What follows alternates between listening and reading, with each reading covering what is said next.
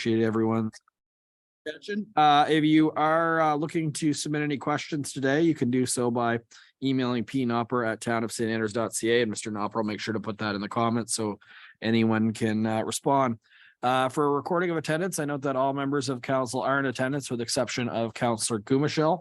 And I do want to recognize that we're on the unceded traditional territory of the Peskotomuhkati people. Approval of agenda. I'll be looking for someone to move for the agenda to get it on the table. I've got Councillor Hurdle and seconded by Councillor Heenan. I do have I guess you could say an item to add. I'd like to go to closed session tonight, that we go for Local Governance Act section 68(1)(c). That's information that could cause financial loss or gain to a person or the local government, or could jeopardize negotiations leading to an agreement or contract. And also D, the proposed or pending acquisition or disposition of land. So could I have someone move to accept that item again at it? I got Councillor Heenan, second by Councillor Harland. All in favor of the amendment? Please. That's everybody. And now we're going back to the original approval. Anything else? Okay, all in favor of approving the agenda, please signify by saying aye. Aye. The agenda is approved. Thank you for working through that with me. Now we get into disclosure of conflict of interest. Myself, I will be declaring a conflict regarding the closed session item, so I'll be looking for our deputy mayor to chair the meeting at that particular time. Mr. Nopper, let me know if I'm supposed to go before we go into closed session or right after we call it. Right after. Okay, so we'll all do that at that particular time. Thank you very much. And into the real, I guess you could say, agenda is about the budget tonight, and we're going to kick it off with many people's favorite time of year. It's a presentation from Chris Beer, the CAO treasurer, regarding the 2024 budget of the town of St. Andrews. Probably a lot of fans getting on for this one. The floor is yours. I'm sure, your worship. Do you have do you have a smoke show or anything that comes out? That's right. The lasers will start towards the end. Yeah, okay. Floor is yours. Okay, thank you very much. Thank you, council, and thank you for those that are watching this pre-consultation. I think it's important that as part of the early part of the process, that everyone is given an opportunity, whether from council or for the community, to provide input on where they think the budget should be going. A lot of times we get hung up on tax rates, but that's only a small portion of it, an important part of it, I know, but a small portion, because in today's world, there's so many services people want. So we want those discussions on the direction. And as much as we kid around about the budget and kind of the tediousness of it, it's really the roadmap for the next year, that most things require money. And so if you haven't budgeted for it, then you're going scrambling mid-year to meet these initiatives. So it's really more than just setting a tax rate. It's really trying to look at what your roadmap for the future is going to be like. And that's the types of things we're going to be doing. So I'd like to welcome everybody. We're going to look at the current financial status of the town just briefly. I want to touch on debt levels. The councillors have all had a chance to see this, but I just want to put it out to the community so they know kind of where we're at in case you missed when we approved the financial statements a couple of months ago.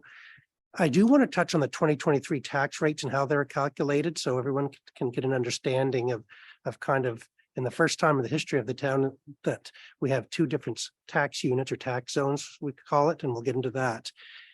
And then we're going to be looking at some of the potential projects that staff will bring forward and are aware of. That's not saying it's the final list. It's just what we have before us right now. But over the next couple of months, we've got to get that finalized. So as of the amalgamation, we had a population of close to 3,000 people in the new town of St. Andrews. We have an assessment base of $601 million. And that's broken up between Bayside and Shamcook, which has $187 million assessment base. Then St. Andrews at the end of last year, the local area of St. Andrews had a $413 million tax base.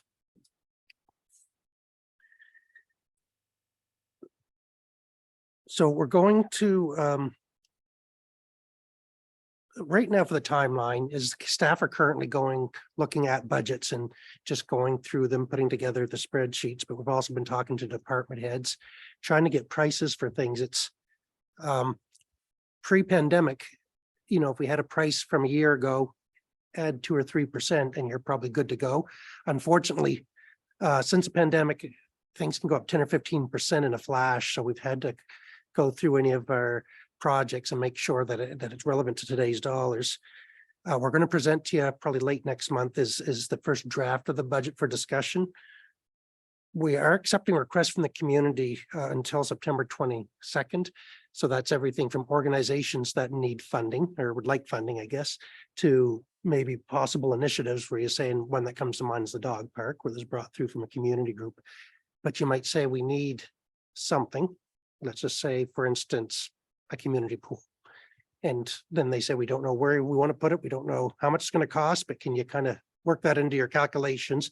So staff could go back with some of these and just do a real base calculation and say, well, somebody brought forward a community pool. It's going to cost $2 million to build and $250,000 to operate. And so that's the type of things that we like to see from the community. The more information you have, fantastic, because sometimes we don't give us enough time. We can't make any baseline calculations to incorporate them, but surely, and where costs are rising, I can't emphasize enough for these organizations that are requesting monies for next year that are important to their budgets. You've got to get those requests in because council's going to have a hard debate this coming season on them, I think, just with where we're seeing the costs. And the budgets really need to be finalized by November the 10th. We have to be submitted to the province by November the 15th. So that gives staff just a handful of days to put it in. And on top of everything else this year, they've created a new budget portal, electronic, that we have to submit it for. So in theory, it should be easy, but first year of technology never goes easy. So I'm expecting something will crash halfway in between. So we're getting some training on that this fall. So, but the minister's office is really stresses that to get everything in by then. So our next slide is kind of where the financial position was at the end of last year. And we had about $4 million in cash and investments. Most of that is tied up in trust funds, as we understand. We weren't sitting on a whole bunch of cash. About 3 million of that is related to trust funds that we can't take out or anything and given notice that we're only living off the earnings. Accounts receivable, 947,000. That includes the water department, plus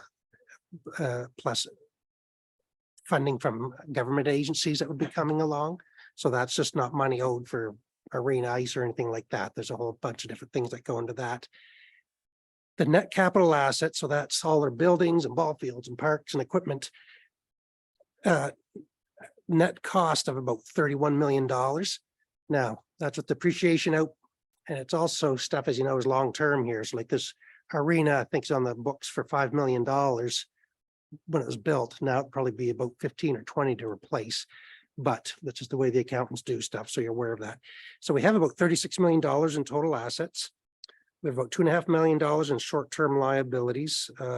Long-term debt's about 5.3 million. And so total liabilities is 7.8 million. And the difference of that is really, and we'd call equity, or is what the value of the town is, I guess, from a for-profit thing. Talking about debt though, there's new debt that we're taking on that you'll see at your meeting next week. So this is debt you already approved in prior years for this year's projects. And so we're going to be taking on debentures in the general fund of about $320,000 next week. And these are for projects we've already completed. And then for the utility fund, it's about $600,000. For both of them, for the general fund, I have about $29,000 in extra debt payments that won't start until late next year. And then for the utility fund, because it's over 25 years, the annual payments will be about $40,000 a year. Now, well, for a small town, those debt ratio or that debt amount may be a little bit alarming. You should know that in our general fund, we talk about the debt servicing ratio. So that's basically the percentage of what our debt is of everything of all our budget. For the general fund is 5%. In the province, if you keep it at 10% or less, they're pretty happy. By regulation, you're allowed up to 20% of your budget is for debt servicing. That's rare. There's only a few municipalities under real emergency situations that we're ever allowed to go that high, but we're certainly for now in great shape that way. In the utility funds, the debt servicing is about 17% of the budget. It's a little different because it's a heavily capital, meaning the capital cost of all the in-ground stuff and the water treatment plants and all that's so expensive compared to the operations. The debt servicing can be can actually go as high as you want, as long as what they say, as long as your user fees can withstand it. But what they really look at is about 50% is what they deem acceptable. One thing that council should be aware that is good news is when I first started with the municipality, debt was renewed about every 5 years, but they've gotten into much longer term things. So we've actually, most of our debt is locked in for rates prior to the high raise and prime rates. So when we have renewals over the next, we won't have a lot of renewals that will increase our debt, as opposed to someone who might have been on a variable rate mortgage, who that when it comes time to renew, their payments could actually double based on where the prime rate's gone. So where do your taxes go? Well, basically into the running of your town. So everything from general government, police protection, fire protection, transportation, which we call public works. So that's plowing, but as you know, in town, our public works hangs Christmas lights and does work on the arena and mows lawn and stuff. Recreation, culture, debt servicing, which we talked about before, and economic development. Now, it's important to remember that the 2023 budget, which we're living in right now, so next year we'll be currently working on the 2024 budget, was all done last year and really done between the facilitator and myself. But ultimately, it was prepared by the facilitator through advice from the minister or the department. Council had very minimal input into that. And even at the time, there was a committee set up that 2 or 3 members of the current council are on, and they had very minimal input into it. It's a little different than other areas, but it's the way it goes.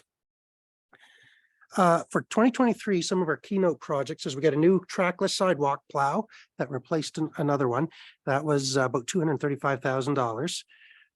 We did about $600,000 in road and parking lot resurfacing. And if you remember, when we were awarding those tenders back in the spring, everything had gone up substantially from our budget. And so we had to cut other projects and even to carry them through. We have the new exercise park, which was a collaboration with Sorority and the town. And then a lot of in-ground mains. The big one was on Queen Street and Alexandra Crescent. But in delayed projects, ones that will recommend moving forward to next year, of course, is the washrooms along the trail, which is close to Indian Point. The trail extension, we're going to do phase 2 of the trail this year, but we have delayed it. I'll talk about it in my CAO report, but at the recommendation of the trail committee, it was determined it'd be better to do a little more planning and put it out in this over the winter to do next spring construction on it. So hopefully by next summer, it'll be completed. A big project we'll have to look at is Champlain Avenue, and it's really the end that starts at Cemetery Road and goes towards here, I guess, if you know what I mean, but past Lady Beaverbrook's old estate. And so there's an old water line there that was due to be replaced, or was recommended to be replaced this year, but because of the cost overruns and the tenders, we've postponed it a year. And then one that's on the books for discussion is a Prince of Wales widening. And this won't be new to council. We've talked about it a couple of times about we've gone as far as Augusta Street, if I remember, and we'd like to widen it. I think the hope is just with that 1 meter line trail to go all the way to King Street, but we'll have to determine. Besides cost, there's some practical issues that everyone may want to discuss, which of course is the trees, is to be honest, and if they can be saved or how they can be saved. So other products, major projects that are coming up is the ladder truck. It was ordered, I think March of 2022, and we just got word it's not going to be delivered before at least October of next year. So it's just the way things are, but that's ordered. The debt's already been secured on it, and it's 1.5 million. And so we're just waiting patiently on that. And we've been assured that there was discussions in other areas where people would go to buy a car, wait on it, and then they would up the ante on it in order for them to acquire it. But they said, no, we locked in all our contracts. So, all our suppliers are making the same thing when you built it or ordered it. So your price won't go up any. And then another major discussion, of course, is the wharf project, which right now has an estimated budget of $7.8 million. 2/3 of that will be covered by the province and the federal government, but it's still a substantial project, and still even our third substantial debt to be carried by the town. Another component of the budget that is taken higher cost and consequently is costing more to the taxpayers is the Regional Service Commission. As part of local government's reform in 2022, they mandated some new services for them, including economic development, community development, regional transportation, public safety, tourism, and recreation. Although prior to this year, we did have a cost sharing arrangement with Bayside and Shamcook where they each contributed 2 cents of their warrant towards a recreation. So that wasn't entirely new.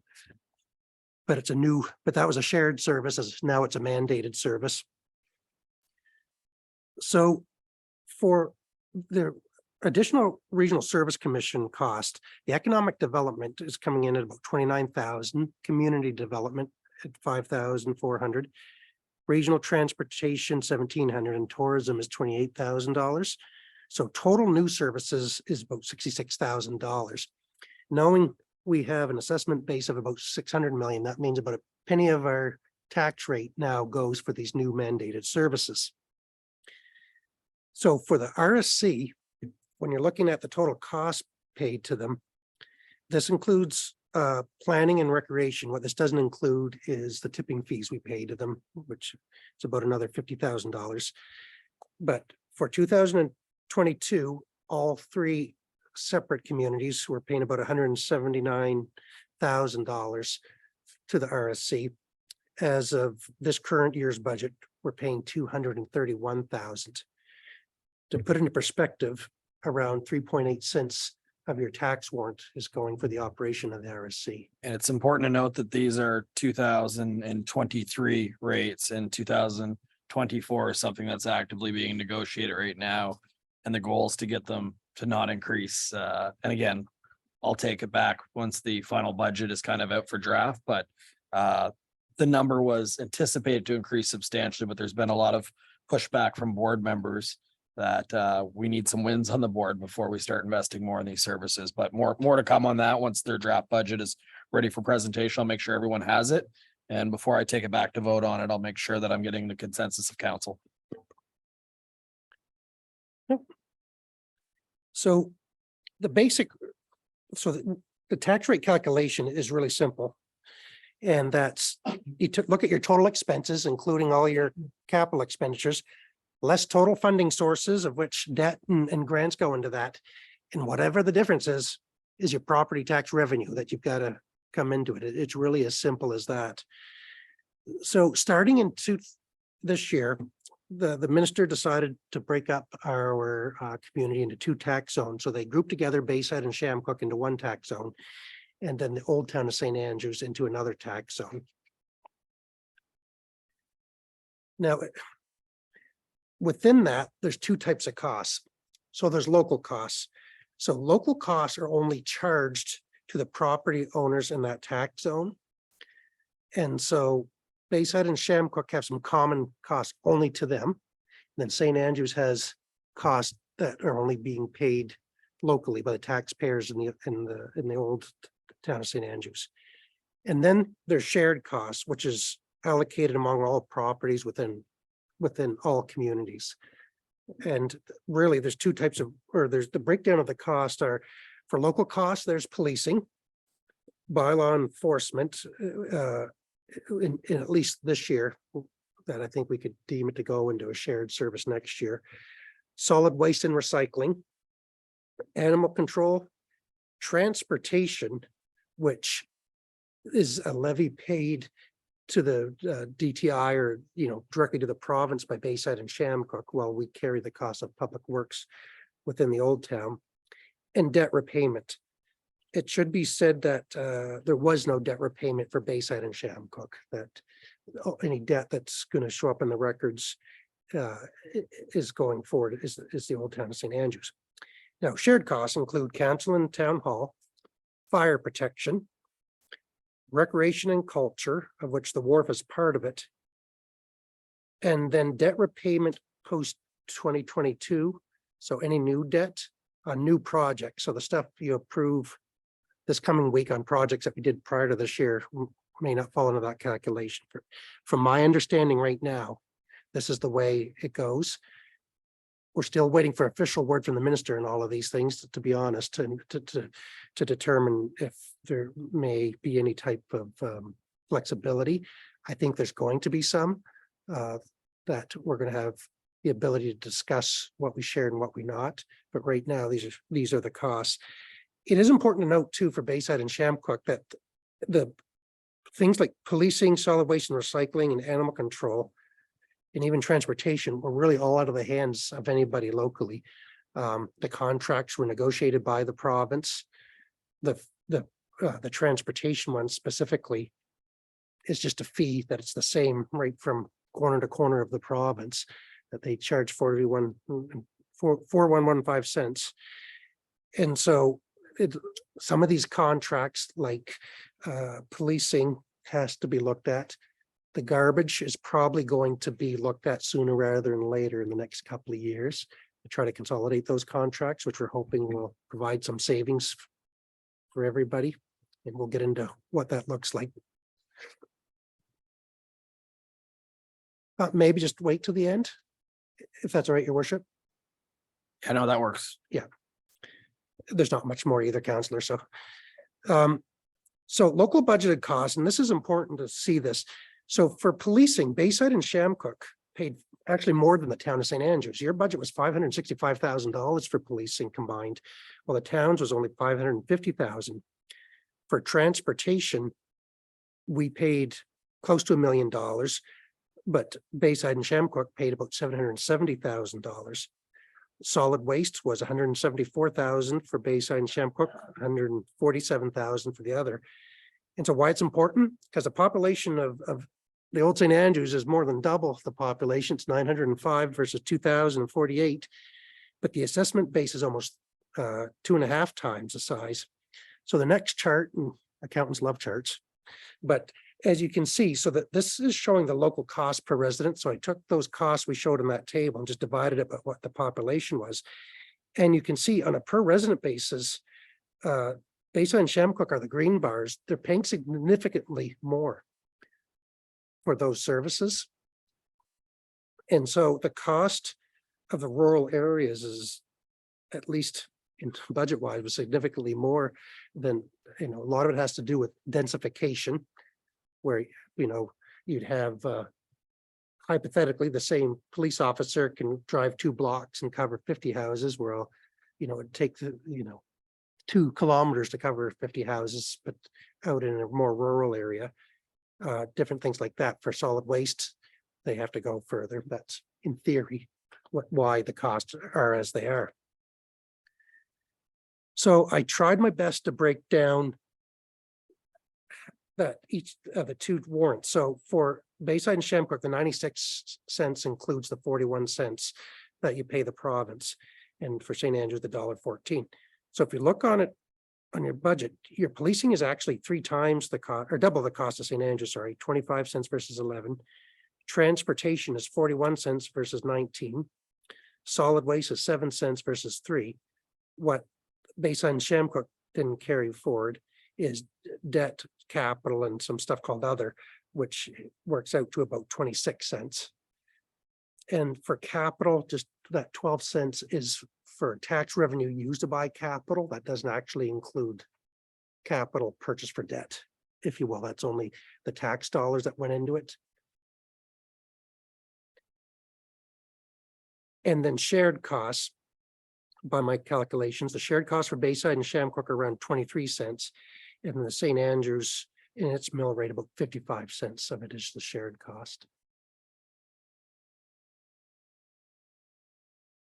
So, but beside budgeting, we're always, again, looking for expanded services, or usually looking for expanded services. It's always the battle between controlling or reducing a tax rate versus offering more to the public. And so things we'd look for, I think we've had a lot of great success with Mervyn, and I didn't offer much of a budget last year. And so there's going to be expanded recreational offerings we'll bring before you, and he's got lots of stuff. Thankfully, there's lots of grants available out there too that'll help with that. Includes revitalization of the Bayside Community Hall. We've got a good committee out there, and some physical stuff to be done to bring it up to date, but then also opportunities to increase what's going on out there. And then as always, increase opportunities youth to seniors, and we're going to be going at that. One thing that I didn't put in there is what we're going to be having a budget item for a recreation master plan.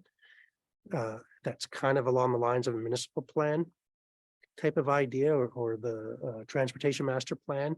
And so it does require outside consultants. It is recommended.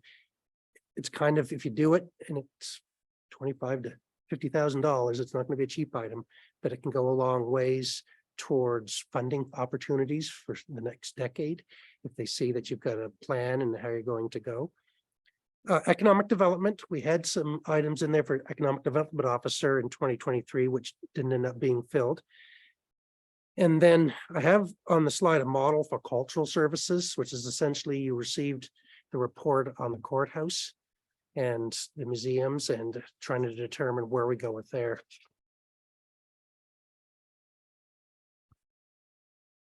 So capital, some of the things that we'll be bringing before you for your input and discussion is the wharf, of course, upgrades to the dock road, which were requested out in Shamcook, phase 2 of the trail, which was approved this year, but it's being delayed.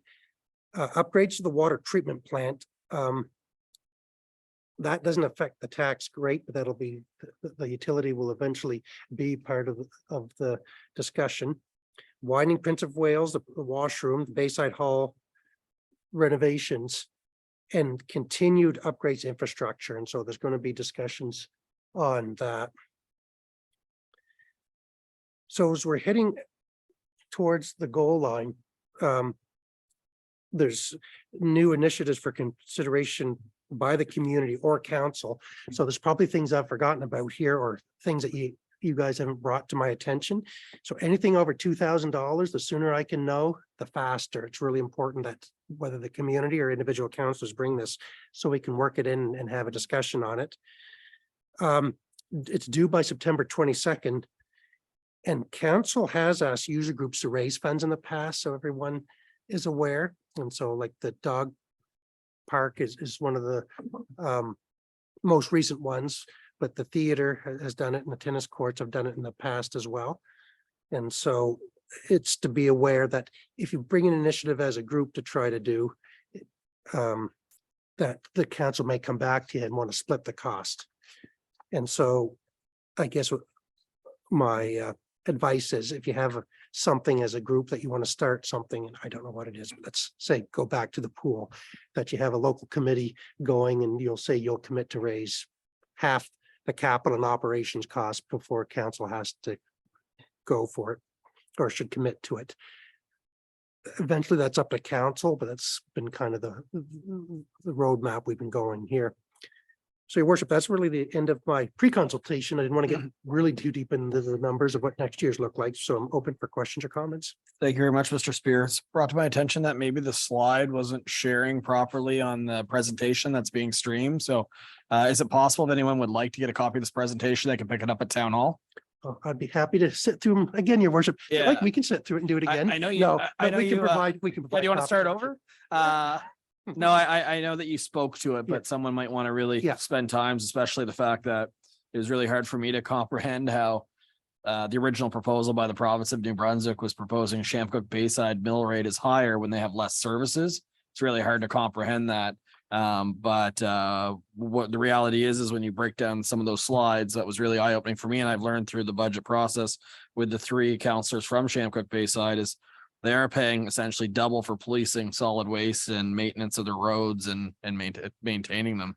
Council will open up for questions. I'm sure everybody has a few out of that. I had the opportunity with the deputy mayor to sit through this to review it this morning. So I'll open it up to the floor at this particular time for questions. Councillor Harlan, I believe you had one during the presentation. Thanks, Chris. That was an excellent presentation. It was really helpful to go through it so systematically for someone who's not in this world. So that's really great. Thanks. I had a question about So the local costs and the shared costs, so just help me understand how those contracts would get renegotiated. Is it all RSC and the province? So for example, policing, I believe that's the province, isn't it?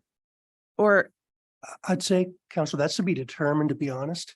I think I would be more inclined to say we bring the whole community under the municipal policing service agreements. But that's to be determined because the contracts theoretically don't run out until, well, legally don't run out to 2032. right, But at the same time, the RCMP federally have said, and this is causing a lot of confusion up here, having multiple police jurisdictions in one community now, and they're, and we've had discussions about how we're not getting reports specifically for Bayside and Shamcook. And so I'm going to a meeting in the fall to start discussing about this a little bit. I don't know what they're going to do. Like I said, the contracts are signed. And I think they got to try to figure out exactly how they're going to do this. I think there might even be an opportunity. I guess I won't speak to it. Anyway, we'll leave it at that for now until we have some more depth analysis and get some input from both the federal and provincial departments of public safety, who are actually, the provincial department is a customer of the federal department who oversees the RCMP. okay. And I guess what I was also trying to understand is, as a municipality, our hands are really tied because it's the lead on this would be the RSC. Is that correct? Not necessarily. or the So province? the RSC doesn't really have anything to do with policing, for No. instance. The garbage contract or solid waste contract was negotiated by the province a few years ago. RSC has nothing to do with that. Okay, They receive our garbage, they operate the landfill. But specifically for the collection, that's a separate contract outside of the service commission. right. And so the thought is, the likelihood is that next year we'll go into an all-encompassing tender for all of the new town of St. Andrews for garbage collection. Okay, Just your question, I'm really hoping that at the end of the day, it's probably the province would be one of the main indicators, but we cannot give up our MPSA. We cannot. It is very, very evident that the MPSA is a better deal for the community. So Right. the opportunity really would be for Shamcook Bayside to join in an MPSA with us that works for everybody. That is what I'd almost say for me, that's non-negotiable. Like otherwise we might as well do two separate contracts because all we're going to do as a whole is probably pay more. So we've got to stand by that MPSA and ask to actually renegotiate to include Shamcook Bayside, and we are going to open it up. And for me, that's the only path forward, and I'm going to have to be very vocal on that. okay, I don't know how good that'll be, but it's very obvious when you get into the numbers. The old town of St. Andrews has a significantly better deal than Shamcook Bayside has been given. And I think it's fair to say, Your Worship, at least until 2032, there's a contractual obligation from the federal department not to be able to change the contract. And so, at least for the next 9 years, we should be able to keep the MPSA intact. and I just have one final question. Can I? We're here for this purpose. So like Okay. by all means, to ask as many as you want, and we'll go to the next person for sure. So animal control, what does that look like between the rural areas and the town, the old town? I wish we could come up with another name because we are all St. Andrews now. We but should have a anyway. name contest. In the Yes, I would community. agree with Yeah. that. Yeah. So in reality, St. Andrews has a local contractor from the Moore's Mills areas, I think. Mike Shannon, who's been our contractor for as long as I've been with the town. Okay. And then a lot of the province, a lot of the other municipalities are contracted through the SPCA.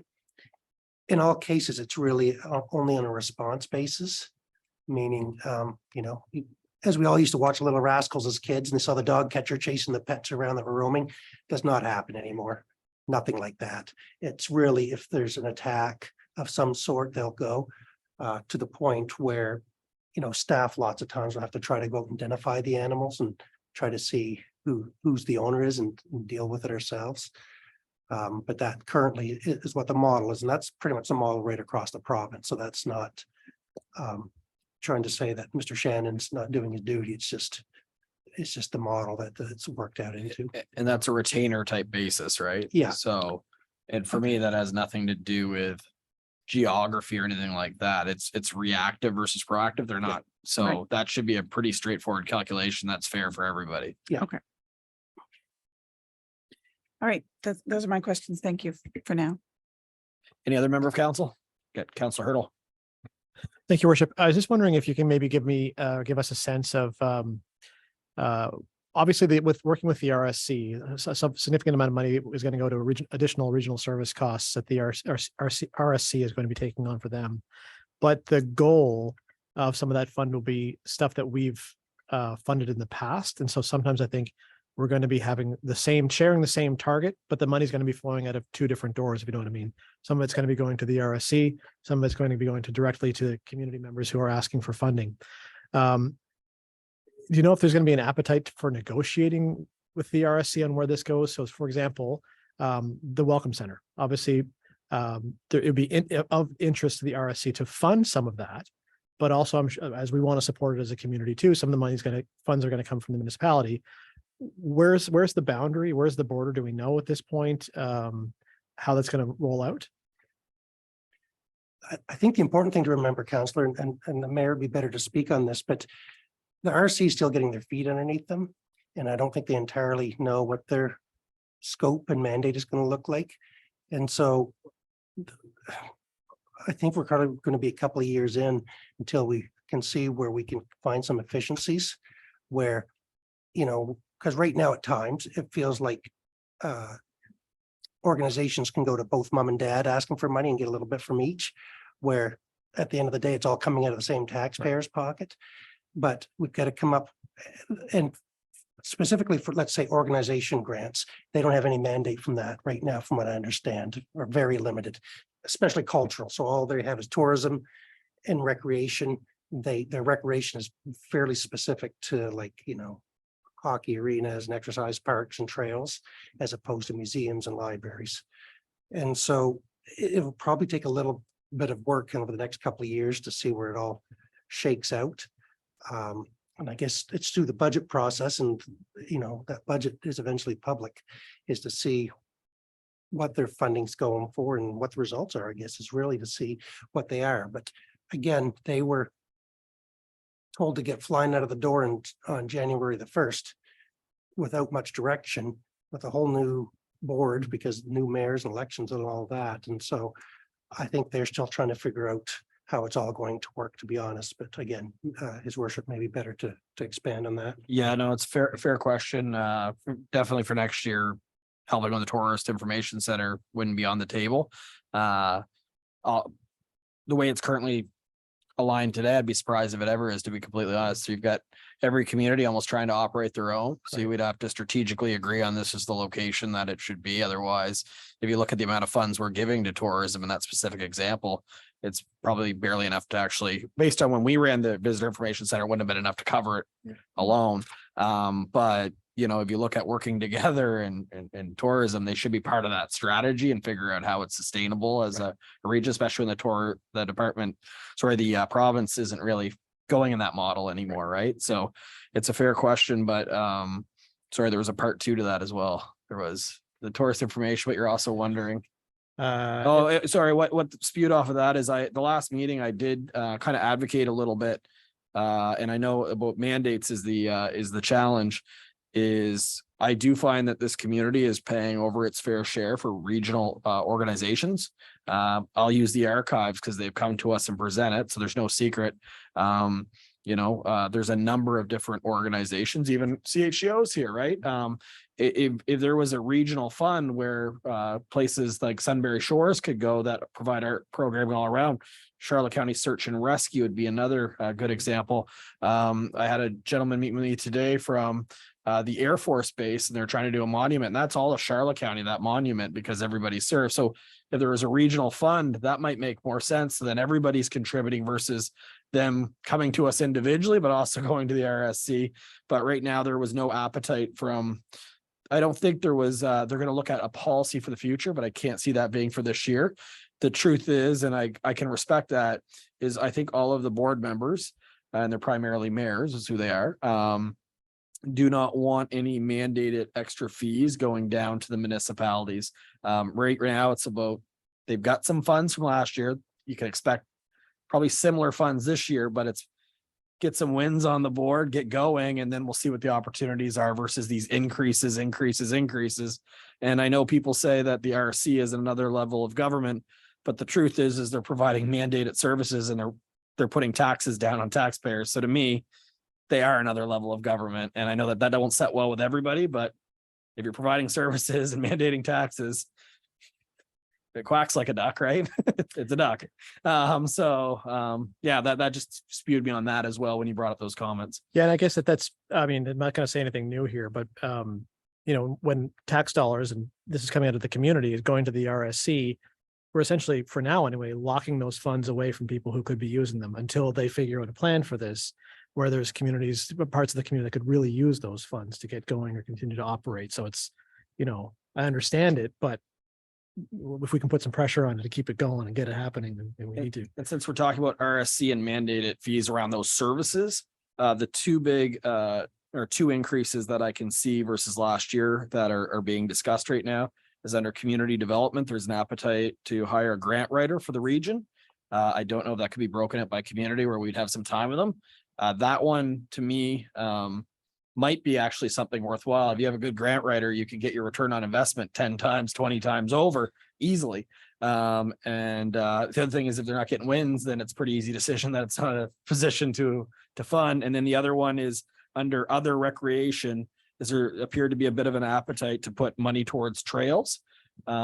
But I know we are as a municipality spending a lot of money on trails right now, and it's coming from 3 levels of government, but this level of government and this taxpayer of St. Andrews as well. So I'm really hesitant to take money that we were already paying for trails and put it into the RSC pot. If those trails, I know there's a greater plan here, but if they're not close to our community and we're paying for some in our community, that's a hard pill to swallow right now, right? So I think you're going to see some pushback on that one. The one that I think people might be open to is that grant writing position. And anyway, I look forward to bringing all that to you. It's pretty close. I've got an upcoming meeting where the first draft will be approved, and then I'll be bringing it all to you. Great. Thank you very much. And one last question, Mr. Spear. Also, you mentioned the word alarming when you talked about a 5% debt servicing ratio. I'm just wondering if I see that as not bad if we're still halfway below the 10%. So maybe I'm reading it the wrong way. Yeah, or maybe I spoke the wrong way. So 5% is really good. 20% is alarming. 20% is alarming. So anything under 10%, they're happy to keep loaning you money without contesting you. Between 10 and 20%, they make you sweat it out a little bit and say, do you really need that service, or are you sure you can pay for it? At 20%, they'll say, you better relook at your budget and figure out why you're spending so much money. But I will caution that if you look at our asset management plan and what we have upcoming, that really good ratio is jeopardized, especially when you get in the utility fund. So decisions today, although we're in good standing, are certainly going to have implications down the road. Yeah. And the truth is, I really don't know how, if you look at our asset management plan, how we're actually going to pay for it in the future. Mm-hmm. We've had, just for full transparency, there's been almost an internal target for councils of the past as we're trying to grow our tax base 5% a year. And I know it's really, really lucrative to say we held the taxes steady, but if you hold the taxes steady for 20 years, everything's doubled in cost over those 20 years. Your municipality is not setting itself up for success. So versus have these big increases, we're hoping to have slow, gradual. I do think for this year, and we don't have that data, and I know you didn't get into it today, but I think we have that spike protector with the property assessment. So I'm really thinking that we shouldn't be expecting mill rate increases. Again, we have to go the specific between those different tax bases and figure that out. We don't figure that out now. I think that's kind of the last step when you figure out what your budget is. But I got to think that we're going to have some healthy growth from all areas of our community that should keep the tax base the same, and maybe some cases even lowered, but we'll wait and see. I'm really hoping. You have no indication of the assessments yet. What's the date on that? Just roughly? It's usually about the 3rd week of September. I did ask somebody if they could release it to me, and I'm not trying to skew it, but you got to think there's no way these aggressive increases can continue the way they are. The houses the last year are not selling for any more than they were a year ago in this community, right? So I gotta hope, but there is that backlog of that 10%. And myself, I know we've talked about it. We had our individual budget meetings, but my property taxes went up 39% over the last 2 years, which means for the next 4 years, roughly, I should see 10%, and the municipality should benefit from that. And I guess one other thing, just to follow up on Councillor Hurdles, is that one concern I have is that the historic increase that we've seen in the prime rate over the last couple of years, and maybe borrowing isn't what we should do smartly right now. I'm not, it's a little early for this discussion, but I've told staff that maybe time, unless something's falling apart, or or it has to be that we have to look awful hard about not getting over what we can afford. We got a $1.5 million truck coming here, vitally important, but it's unfortunately because of the delays, we're going to be paying at the the higher rate. By the time we get it, maybe they'll fall a little bit.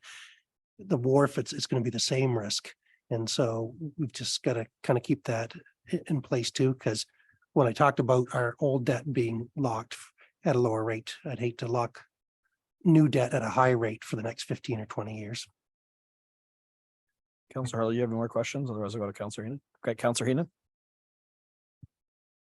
Yes, your worship and council. Just one comment, actually. Like we are all doing, even personally, we're reworking our budgets with higher costs.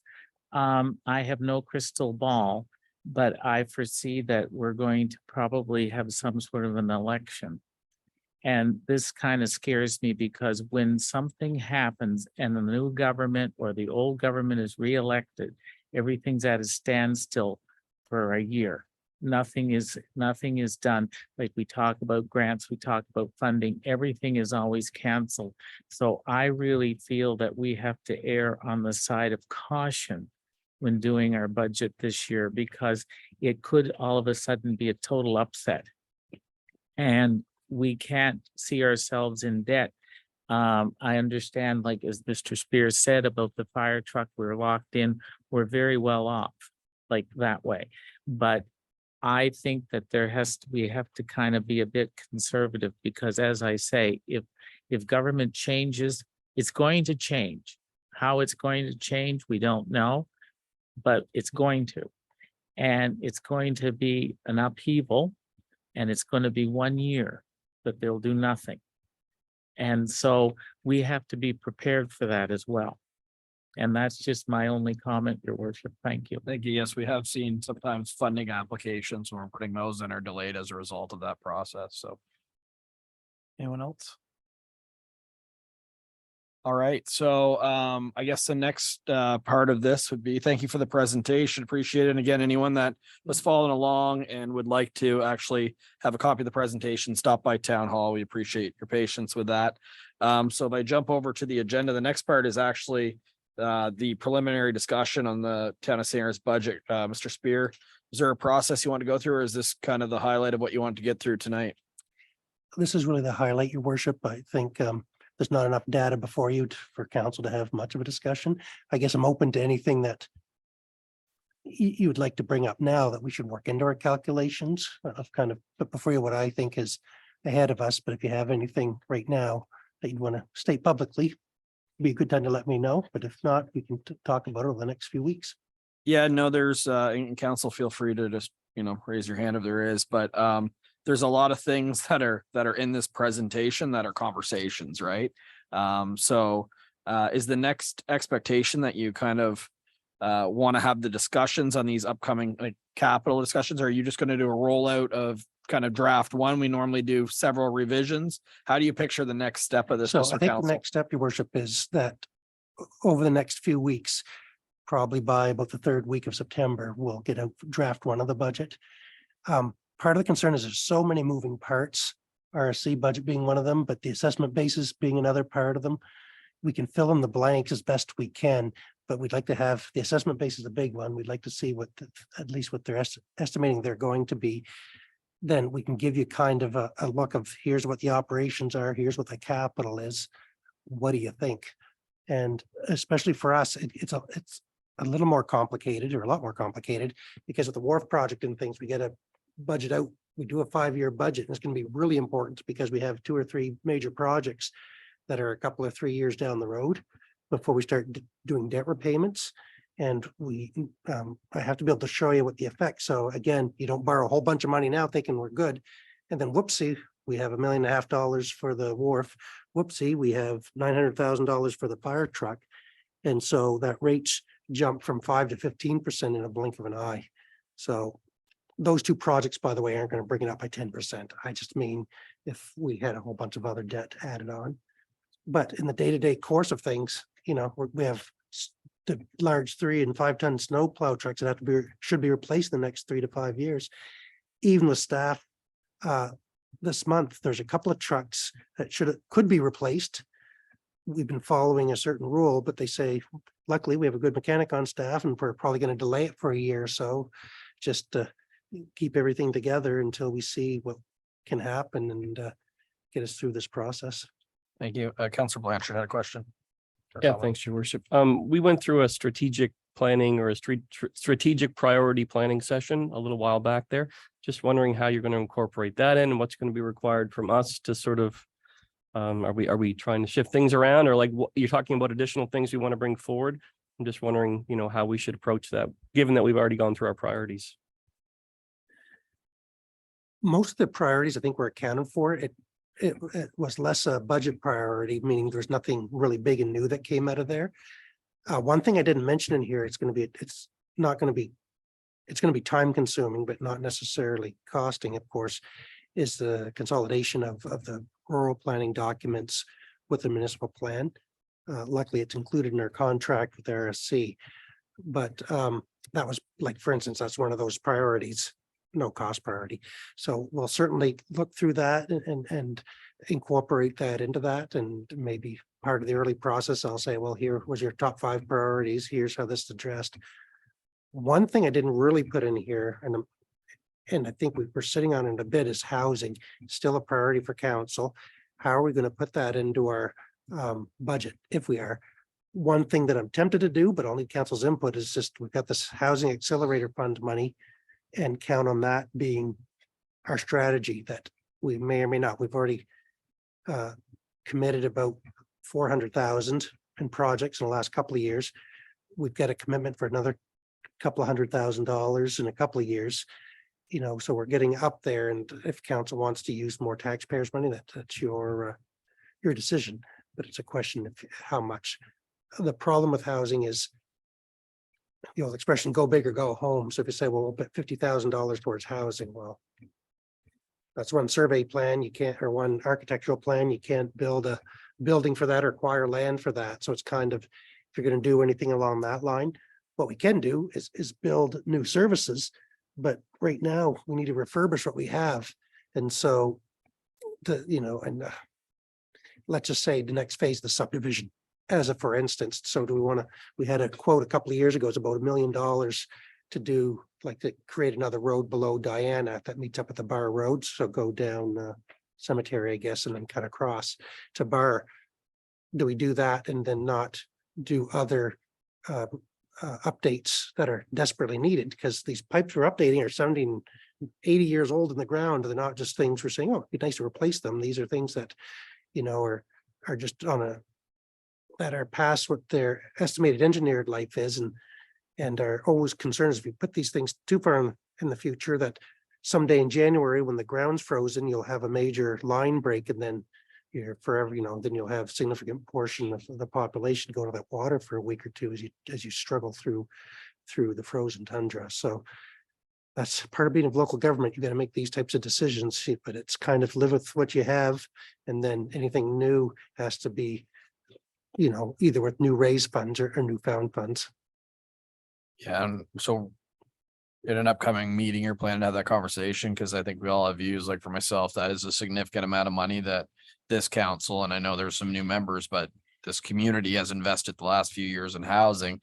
But in the same sense, banking on a housing accelerator fund and not having a pool of, say, $100,000 in case there's a really good development that needs that, you know, that water line that we saw in some cases, to say we have nothing, that doesn't feel good either. So I guess even if you did put something in the budget, it does not mean you have to spend it either, right? You could just So just keep that in mind. You don't, as much as I'm optimistic, the Housing Accelerator Fund application that we submitted, that we'll get something, and that's where the money should come from, right? It's we've spent enough as a community to some degree, but in the same sense, you don't want to put all your eggs in one basket and have nothing in case there is a good opportunity, right? So yeah, those are the types of conversations we'll have to have. And usually, your worship, to make it easier, like I said, because there's so many rolling parts, especially with the debt load, I tend to build a budget in the first draft that has almost everything that's been asked for. And say, okay, we got to raise the tax rate by 25 cents. What do you think? And then you start saying, well, Back. here are some of the things that are big dreams that we can probably live without, and then start working from there. And we do have to look at our strategic plan, but it is important to note, and I think we all know that it doesn't mean we can't do things like capital projects, but for the most part, we kind of know that we're semi-committed to everything, between the trails that we've got funding for, between the wharf, between the ladder truck. That's a lot of spending for one municipality. So as much as it's fun to cut ribbons and have new services, keeping up with the asset management plan and the assets that we have today that we want to improve, we're going to be pretty tight. Councilor Harlan. So one of the things that we've talked about in the past has been the increased workload on town staff with amalgamation. So as we enter into this budget process, is that being taken into consideration, given the importance of us being able to be responsive and manage all of the new realities that have come with amalgamation? I can't imagine that can be done with existing staffing. No, we've talked along senior staff and hoping to add a position administratively to shift work around and do things. It's even today I heard them saying that, that the PAC meeting had a whole bunch of new files and had a whole bunch of letters that have to be submitted. And, there's, whatever, probably 100 or better letters have to be individually addressed and sent out and tracked and all that stuff. So there's good and bad times, but there's mostly, overstressed times right now. So I think there's definitely going to be an appetite for looking at that. You can present it to council. Because my concern is that I think we have a responsibility of ensuring that we have timely response, right? And we can't ensure that if we just continue to stretch staff beyond. You can't keep adding on. Yeah. Councilor Ware. Just a couple of things. Do you know what the current interest rate is on anything that's funded through the province? I do not, because the things have gone up, and so they run debenture issues twice a year, in the spring and in the fall. We didn't get anything this past spring, so I could ask to have a look. The provincial debentures are a little strange. They're usually really low rates up front, really low rates, although it's probably what a low rate now is 3.5%. 3 years ago it was 0.25%. And so what they used to say was, when we did our budgets, use a rate of 5% when you're calculating your payments and stuff. That should be safe. I'm gonna have to email them and say, so is 5% a safe number? Or are we gonna have to jump it up to 7%? Because I think the prime rate's 7% right now, if I'm not mistaken. And so yikes. So that's and for the province, they're just going to market, right? It's really just going to the stock market with bonds. And so they don't have much more of a crystal ball than I do. It's just that they're hoping. And from a municipal standpoint, they look, their consolidated bonds are bigger, but from the international markets, the province and New Brunswick bonds are just a blink. So Yeah. no real big interest savings on those, except they're provincially backed. And I guess the other thing I just wanted to comment on was the additional work for the staff. I was at a meeting the other night, and I said, somebody said, get Chris to do this. And I said, no, he's got more important things to do in the next month or two. But I did note that the town of St. Stephen is looking for an executive assistant to the CAO and to the mayor. One person to serve as executive assistant to both. And it was was a person with the right skill set, it would be a tremendous, tremendous asset.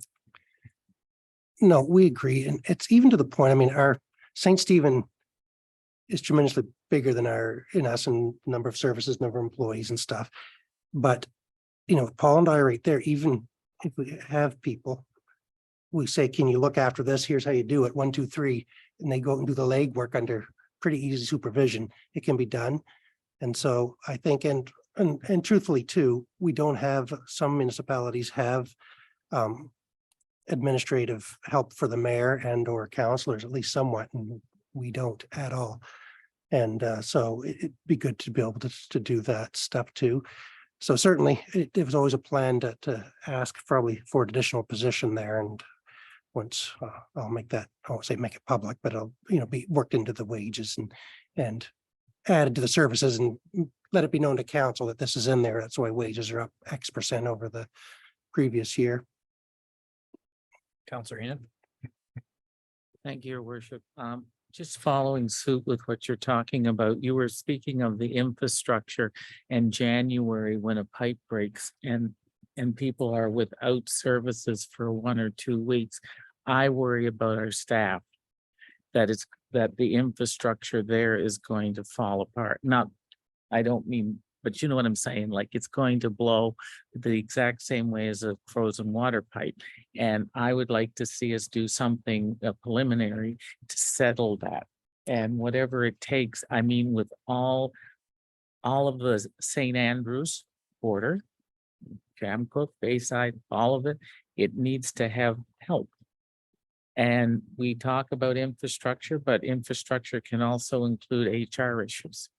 And so I really know the burden that you must be under. And I just think that we need to be prepared. Thank you, Your Worship. Thank you, Counselor. Your Worship, can I just, Absolutely. there's one thing I should have had on my slide, and I think a lot of people realize this, but the water department is pretty much self-sustaining on its own. And so I kind of left it out of the calculations of the tax rates because like even within St. Andrews and the customers of the water, it's not included in the tax rates. But I don't want people that are miles away from our water and sewer services in Bayside and Shamcook think we're going to like add 5 or 6 cents to cover all these in-ground infrastructures we're talking about. It's not the way it's allowed to work legally, that the province requires the utility to be self-sufficient or pretty much self-sufficient. And so we have to work through that. So thank you. And it's a good thing. And we have to work all of that. And one of the reasons I'm talking about that is we also have a realization of 2 things. One, our water tower is getting old. That's going to have to be replaced. That'll be probably on our budget in the future. The other thing, just there'll be discussions about expansions in other ways. And Councillor Weir's talked about, offering water and sewer services outside, which is a great idea for new housing, to bring in workers, to create new growth, all costs money. And so that's the types of things we got to look at too. And so, for instance, just from an engineering perspective, our current water tower pretty much meets all it can meet just because it's gravity fed. So even if it was 10 times the size, because of gravity, it's going to have a hard time going other places. So there might be times we have to, and all I mean is just to think that as we expand, and it's even going down Bayside Drive past Huntsman Marine, it's the same problem. There's not enough slope there to meet gravity. So you'd have to put like a small water tower out there to expand even what we have down Bayside. So That's a fair comment. And just on that, we have to look at all of our water rates this coming year anyway, as we're getting closer to the meter system being caught up to date. And as well, there's some old policies in place around people that don't live within the municipality that we talked about, Councillor Bennett, about updating that as well. So there's lots to be done on the waterfall, including the actual bylaw itself, right? So anyone else? All right, council. So the next step is what I'm hearing is we'll probably get a budget draft. And I want to caution council to the CAO's point that this is if we did everything list. And then what we do is we normally start peeling it back and we go line item by line item sometimes on things that you see large increases for. We really dive into it. But there's going to be a lot of conversations that come out of that. We're just at the tip of the iceberg. But This is almost a requirement to get going in front of the public as well, to give them that presentation. But also 101 to make sure we're all on the same page. And I don't know if all members of council are aware of this, but the newer counselors that joined us, they had a one-on-one with the deputy mayor, the CAO and the town clerk with us to get everybody to make sure they're up to speed on some of the things that we talked about yesterday through the reform process. So I think everybody's on a fairly, I guess I wouldn't say even playing field, but as far as the background, this is just a kickoff meeting, and expect to get really into the nuts and bolts of it here in a future meeting. But thank you everybody for attending. And at this point, we'll move on in the agenda. So there is nothing under new business question period, anything come in, Mr. Nopper? Okay, any council or deputy mayor's comments for this? Okay, seeing none, I don't have any, so I'll go back to the closed session item that was added in. So I'm looking at 7:41 PM that council move into closed session as per local Governance Act, section 68(1)(c), information that could cause financial loss or gain to a person or the local government or could jeopardize negotiations leading to an agreement or contract. And D, the proposed or pending acquisition or disposition of land. Could I have a mover for that? I've got Councillor Bennett, seconded by Councillor Blanchard. All in favor of going to closed session, please signify by saying aye. We are in closed session, and I'll be recusing myself here momentarily. Thank you. All right, council, we need to come out of closed session. I need a first, Councillor Harland and Councillor Bennett. So as of 8:28, we are out of closed session. Adjourn. I need a motion to adjourn. So Councillor Heenan. So we're adjourned. Thank you very much, council. Oh, seconder for that. And seconder for that is Councillor Blanchard. He's waving at me. All in favor? Sorry. Aye. Carried. Thank you.